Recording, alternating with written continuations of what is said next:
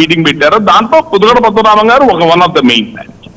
ఆ రోజు వాళ్ళందరూ కలిసి విజయవాడలో 10 లక్షల మంది మీటింగ్ తో చాలా పెద్ద మీటింగ్ పెట్టారు రంగా గారి సపోర్ట్. అట్లా ఆయన లైఫ్ అంతా కూడా సమాజానికి, జాతికి, అన్నిటికీ నిలబడి పనిచేశాడు.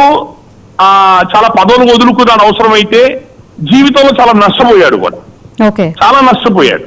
అది వయసు తెలిసి తెలియని వాళ్ళు, అనుభవం లేని వాళ్ళు, ఎవరు ఎటు దొరికితే అటు, ఎవరికి ఏది దొరికితే అటు మాట్లాడుతూ ఉంటారు. ఆయన్ని దగ్గరగా లోతుగా చూశాం కాబట్టి ఆయన గురించి మాకు అవగాహన ఉందమ్మా. మహానుభావుడు. అట్లాంటి వాళ్ళు జాతికి నిబద్ధతగా ఉండే వాళ్ళు దొరకరు. ఇప్పుడున్న రాజకీయ నాయకులు చూస్తున్నాం కదమ్మా. ఊరిని 4 రోజులు ఎమ్మెల్యే చేస్తేనే కోట్లు సంపాదించుకునే రోజులు. ఆయన ఏ రోజు అలా ఆ వాతావరణం మనిషి కాదు, మంచి విలువలు కలిగిన మనిషి. అలాంటి వ్యక్తి వెళ్ళిపోవటం సమాజానికి లోటు, ముఖ్యంగా మా జాతికి లోటు. ఆయన్ని ఎప్పుడు కూడా స్మరించుకొని అతను గుర్తు పెట్టుకోవాల్సిన అవసరం ఎంతైనా ఉంది మా అందరికి. Okay sir, okay, thank you sir phone line లో జాయిన్ అయినందుకు. Thank you. Okay sir.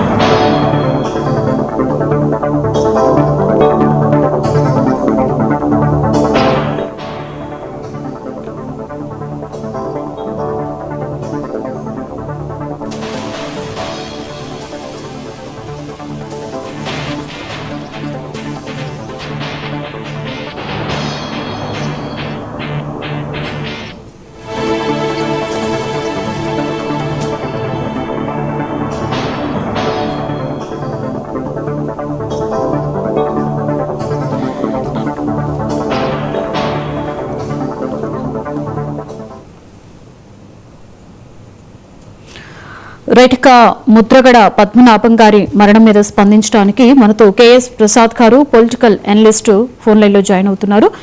Sir, Prasad sir, Mudragada Padmanabham గారు మరణించారనే వార్త జీర్ణించుకోవడం కష్టం సార్. సో ఆయనతో మీ అనుబంధం ఎలా ఉండేది సార్? అమ్మా, ఒక్క విషయం నేను చెప్పగలను. కొంతమంది క్రియేట్ ఎ మార్క్. ఎలాంటి మార్క్ క్రియేట్ చేస్తారంటే, ఇంటి పేరు సార్థకత చేయడానికి కొంతమంది మహనీయులు పుడతారు. అలాంటి మహనీయులు ముద్రగడ గారు. ఆయన పేరులోనే ఒక ముద్ర ఉంది. గడంటే చెరుగ్గడ అంటాం మనం.